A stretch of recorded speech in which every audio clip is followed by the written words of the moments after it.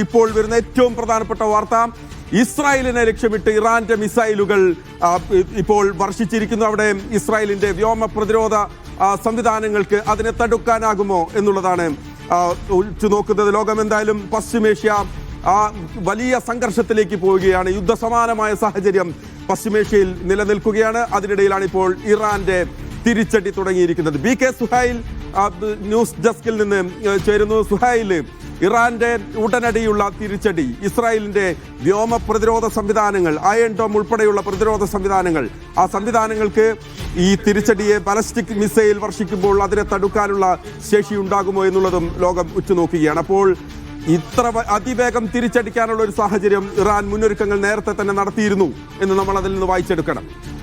മഹേഷ്, തീർച്ചയായും ഈ മണിക്കൂറിലെ ഏറ്റവും പ്രധാനപ്പെട്ട വാർത്ത എന്ന് പറയുന്നത് ഇസ്രായേലിനെ ഇറാൻ തിരിച്ചടിച്ചിരിക്കുന്നു എന്നുള്ളത് തന്നെയാണ്. വടക്കൻ ഇസ്രായേലിലെ വിവിധ ഇടങ്ങളിൽ ഇപ്പോൾ ബാലിസ്റ്റിക് മിസൈലുകൾ പതിച്ചു എന്നുള്ള തരത്തിലുള്ള വാർത്തകൾ വരുന്നു. അവിടെ ആ മേഖലയാകെ ഇപ്പോൾ സൈറൺ മുഴങ്ങുകയാണ്. എല്ലാ ആളുകളും, ഇസ്രായേലുകളെല്ലാം ബങ്കറുകളിലേക്ക് പോകണമെന്ന നിർദ്ദേശം നൽകി കഴിഞ്ഞു. സ്വാഭാവികമായും നേരത്തെ സൂചിപ്പിച്ചതുപോലെ തന്നെ ആദ്യം അടിക്കുക ഇസ്രായേലായിരിക്കും എന്ന് നേരത്തെ തന്നെ അറിയാമായിരുന്നു. ഇറാനെ സംബന്ധിച്ചിടത്തോളം അവരുടെ എല്ലാ പ്രതിരോധ സംവിധാനങ്ങളെയും ഒരുക്കി നിർത്തിയിരുന്നു. അതുകൊണ്ട് തന്നെ അവർ പ്രത്യാക്രമണം ആരംഭിച്ചിരിക്കുകയാണ്.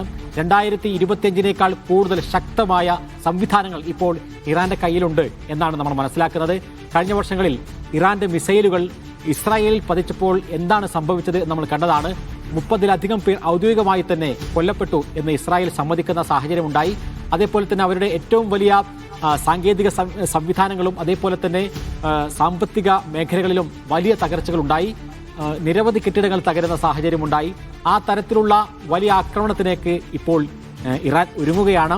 ഇസ്രായേലും വെറുതെ ഇരിക്കില്ല എന്ന് നമുക്കറിയാം. അവർ ഈ സംവിധാനങ്ങളെല്ലാം തകർക്കാനുള്ള ശേഷി, അയൺ ഡോം മാത്രമല്ല, അമേരിക്കയുടെ താഡ് അടക്കമുള്ള സംവിധാനങ്ങൾ, പാട്രിയറ്റ് അടക്കമുള്ള വ്യോമ പ്രതിരോധ സംവിധാനങ്ങൾ, അതെല്ലാം നിരത്തി വെച്ചതിന് ശേഷമാണ് അവർ ആക്രമണം നടത്തിയിട്ടുള്ളത്. അപ്പോൾ അമേരിക്കയുടെയും ഇസ്രായേലിന്റെയും എല്ലാ വ്യോമ പ്രതിരോധ സംവിധാനങ്ങളെയും മറികടന്നുകൊണ്ട് മുന്നോട്ട് പോകാൻ ശേഷിയുള്ള മിസൈലുകൾ അത് ഇറാന്റെ കൈവശമുണ്ട്. ആ മിസൈലുകളെയാണ് യഥാർത്ഥത്തിൽ അമേരിക്കയും ഇസ്രായേലും ഭയപ്പെടുന്നത്. അമേരിക്ക ഇറാൻ ആണവ ചർച്ചയിൽ പ്രധാനമായും മുന്നോട്ട് വന്നിട്ടുള്ള രണ്ടാമത്തെ ഒരു പോയിന്റ് എന്ന് പറയുന്നത് ഈ ബാലിസ്റ്റിക് മിസൈലുകൾ പൂർണ്ണമായും ഇറാൻ നശിപ്പിക്കണമെന്നുള്ളതായിരുന്നു. അത് നശിപ്പിക്കാൻ തയ്യാറല്ല എന്ന നിലപാടിൽ ഇറാൻ നിൽക്കുകയും ചെയ്തു. അതുകൊണ്ട് തന്നെ ആ വ്യോമ പ്രതിരോധ സംവിധാനങ്ങളെപ്പോലും തകർക്കത്ത് മുന്നോട്ട് പോകാൻ ശേഷിയുള്ള വലിയ മിസൈൽ ശേഖരം, അത് 5000-ലധികം വരുന്ന ശേഖരം ഇറാന്റെ കൈവശമുണ്ട് എന്നാണ് നമ്മൾ മനസ്സിലാക്കുന്നത്. അത് വെച്ച് ചെറിയൊരു ടെസ്റ്റ് ഡോസ് ഏതായിരുന്നാലും ഇപ്പോൾ ഇറാൻ ആരംഭിച്ചിരിക്കുകയാണ്. ചെറിയ ആയുധങ്ങളാണ് നേരത്തെയൊക്കെ ഇറാൻ ആദ്യമായി ഉപയോഗിച്ചു തുടങ്ങുക. വലിയ ആയുധ ശേഖരങ്ങളിലേക്ക് പിന്നീടാണ് കടക്കുക. പക്ഷേ അതിനു മുമ്പ് ഇറാന്റെ ഈ മിസൈൽ ശേഖരങ്ങളെ തകർക്കാൻ വേണ്ടിയുള്ള ഒരുക്കം അമേരിക്കയും ഇസ്രായേലും നടത്തുന്നുണ്ട് എന്നാണ് നമ്മൾ മനസ്സിലാക്കുന്നത്. ഈ യുദ്ധം തുടങ്ങുന്നതിന് മുമ്പ് ഡൊണാൾഡ് ട്രംപ് പെന്റഗണുമായി നിർണായകമായിട്ടുള്ള കൂടിക്കാഴ്ചകൾ കഴിഞ്ഞ ആഴ്ചകളിൽ നടത്തിയിരുന്നു. ആ കൂടിക്കാഴ്ചകളിൽ 3 ഗ്യാരണ്ടി വേണമെന്ന് ഡൊണാൾഡ് ട്രംപ് പെന്റഗണോട് നിർദ്ദേശിച്ചു. ഒന്നാമത്തെ ഗ്യാരണ്ടി എന്ന് പറയുന്നത് യുദ്ധം അനന്തമായി നീണ്ടുപോകരുത്. ആഴ്ചകൾക്കുള്ളിലോ ദിവസങ്ങൾക്കുള്ളിലോ ഈ യുദ്ധത്തെ അവസാനിപ്പിക്കുവാനുള്ള ശേഷി നമ്മുടെ സൈന്യത്തിനുണ്ട് എന്ന് US ജനറൽമാർ ഉറപ്പ് നൽകണം എന്ന് ഡൊണാൾഡ് ട്രംപ് നിർദ്ദേശിച്ചു. രണ്ടാമത്തെ കാര്യം, ഈ ആക്രമണത്തോടു കൂടി അവരുടെ ഈ ബാലിസ്റ്റിക് മിസൈൽ ശേഖരം തകർക്കാൻ സാധിക്കും, അവരുടെ മുഴുവൻ ആയുധ ശേഖരങ്ങളെയും തകർക്കാൻ സാധിക്കും എന്നുള്ള ഉറപ്പ് നൽകണം എന്നുള്ളതാണ് പറഞ്ഞത്. അതോടൊപ്പം തന്നെ ഈ സമയങ്ങളിൽ ബാലിസ്റ്റിക് മിസൈലുകൾ ഇസ്രായേലിന് നേരെ വരികയാണെങ്കിൽ അതിനെ പ്രതിരോധിക്കാനുള്ള ഒരുക്കവും അതിനുള്ള ശേഷിയും ഇസ്രായേലിനുണ്ട് എന്ന് ഇസ്രായേലും ഉറപ്പ് നൽകണം എന്ന് പറഞ്ഞു. മൂന്നാമത്തെ കാര്യം റെജീം ചേഞ്ചാണ്. ഭരണമാറ്റം ഉണ്ടാകുന്ന തരത്തിലേക്ക് CIA അവിടെ പ്രവർത്തിച്ചിട്ടുണ്ട് എന്നുള്ള ഉറപ്പ് CIA നൽകണം എന്ന് പറഞ്ഞു. ഈ 3 ഗ്യാരണ്ടിയും കിട്ടിയതിന് ശേഷം മാത്രമേ അറ്റാക്ക് തുടങ്ങൂ എന്നുള്ളതായിരുന്നു ട്രംപിന്റെ ഒരു നിലപാട് എന്നുള്ളതാണ് ഇപ്പോൾ അമേരിക്കൻ മാധ്യമങ്ങളെല്ലാം പറയുന്നത്.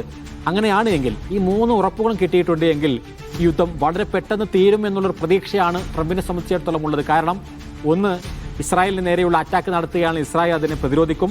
അതേപോലെ തന്നെ ഇറാന്റെ വലിയ ശേഷി എന്ന് പറയുന്നത് ഈ ബാലിസ്റ്റിക് മിസൈലുകളാണ്. ഈ മിസൈൽ ശേഖരങ്ങളെ തകർക്കാൻ വേണ്ടിയുള്ള ടാർഗറ്റ് അറ്റാക്കുകൾ അത് വന്നു എന്നുള്ള വിലയിരുത്തലുകൾ.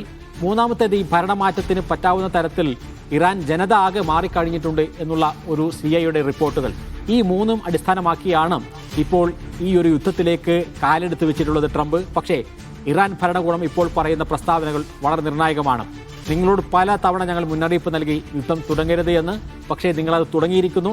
ഇത് അന്ത്യം കുറിക്കുക എന്നുള്ളത് നിങ്ങൾ പ്ലാൻ ചെയ്തതുപോലെ ഒരിക്കലും ഇതിന് അന്ത്യമുണ്ടാവില്ല, ഇതിന് അന്ത്യം കുറിക്കുന്നത് ഞങ്ങളായിരിക്കും എന്ന് ഇപ്പോൾ ഇറാൻ പറയുകയാണ്. അതിന് പറ്റാവുന്ന അവരുടെ ഏത് ശേഷിയും അവർ ഉപയോഗിക്കും. നമുക്കറിയാം, അവർ ആദ്യം അറ്റാക്ക് ചെയ്യുക ഇസ്രായേലിനെ ആയിരിക്കും, അതിൽ സംശയമില്ല. കാരണം ഇസ്രായേൽ പ്രധാനപ്പെട്ട ഒരു ടാർഗറ്റാണ്. ഇസ്രായേലാണ് യഥാർത്ഥത്തിൽ ഈ യുദ്ധം തുടങ്ങി വെക്കുന്നത്. രണ്ടാമത്തെ അവരുടെ ടാർഗറ്റ് എന്ന് പറയുന്നത് ഗൾഫ് രാഷ്ട്രങ്ങളിലെ US ബേസുകളാണ്. അതാണ് ഏറ്റവും കൂടുതൽ ഗൾഫ് രാഷ്ട്രങ്ങൾ ഭയപ്പെടുന്നത്. ഗൾഫ് രാഷ്ട്രങ്ങൾ മാത്രമല്ല, നമ്മുടെ പോലും ചങ്കിടിപ്പേറ്റുന്നത്. കാരണം നമ്മുടെ നിരവധി പ്രവാസികളുള്ള ഒരു രാജ്യങ്ങൾ എന്ന നിലയിൽ, അതേപോലെ തന്നെ കേരളത്തിൻ്റെ അടക്കം സാമ്പത്തിക സംവിധാനങ്ങളുടെ ഒരു നട്ടെല്ല് എന്നുള്ള രൂപത്തിൽ ഗൾഫ് മേഖലയിൽ ഉണ്ടാകുന്ന ഏതൊരു ചലനവും നമ്മെ സംബന്ധിച്ചിടത്തോളം ബാധിക്കും. അതുകൊണ്ട് തന്നെ രണ്ടാമത്തെ ഒരു മേഖല എന്ന് പറയുന്നത് ഗൾഫ് ബേസുകളാണ്. അൽ ഉദൈദ് സൈനിക താവളം ഖത്തറിലുണ്ട്, അതേപോലെ തന്നെ ബഹ്റൈനിലുണ്ട്, സൗദിയിൽ താവളങ്ങളുണ്ട്, UAE താവളങ്ങളുണ്ട്. ഈ താവളങ്ങൾക്ക് നേരെ ആക്രമണം നടത്തുക എന്നുള്ളതാണ്. അവിടെയുള്ള സൈനികരെ സേഫാക്കുന്ന തരത്തിലുള്ള സംവിധാനങ്ങൾ നേരത്തെ തന്നെ ഇവർ ഒരുക്കി വെച്ചിട്ടുണ്ട് എന്നാണ് നമുക്ക് മനസ്സിലാക്കാൻ സാധിക്കുന്നത്. UAEയും സൗദിയും നേരത്തെ തന്നെ പറഞ്ഞിട്ടുണ്ട്, ഞങ്ങളുടെ വ്യോമതാവളം ഈ ആക്രമണത്തിന് ഒരിക്കലും ഇറാന് നേരെയുള്ള ആക്രമണത്തിന് ഉപയോഗിക്കരുത് എന്ന് പറഞ്ഞ് അമേരിക്ക മുമ്പിൽ നിർദ്ദേശം വെച്ചിട്ടുണ്ട്. ഈ നിർദ്ദേശം അമേരിക്ക അംഗീകരിച്ചു കൊള്ളണമെന്ന് യാതൊരുവിധ നിർബന്ധവുമില്ല. അതുകൊണ്ട് തന്നെ അത്തരമൊരു നിർദ്ദേശം മുന്നോട്ട് വെച്ച് കഴിഞ്ഞാൽ ആ മേഖലകളിലേക്ക് ഇറാൻ തിരിച്ചടിക്കില്ല എന്നൊരു ആത്മവിശ്വാസത്തിലാണ് സൗദിയും അതേപോലെ തന്നെ UAEയും എല്ലാം നിൽക്കുന്നത്. ഓക്കെ, പശ്ചിമേഷ്യയിലെ സുഹൈൽ പറഞ്ഞു വരുന്നത് അവിടുത്തെ ഗൾഫ് രാജ്യങ്ങളിലെ അവിടെയുള്ള അമേരിക്കൻ സൈന്യത്തിന്റെ നാവിക ബേസുകൾ, സൈനിക ബേസുകൾ അവിടേക്ക് ഏതെങ്കിലും തരത്തിൽ ഇറാൻ ആക്രമണം അവരുടെ വ്യാപിപ്പിക്കുമോ? അങ്ങനെയെങ്കിൽ അതാകെ ആശങ്ക സൃഷ്ടിക്കുന്ന ഒരു സാഹചര്യം ഉണ്ടാകും.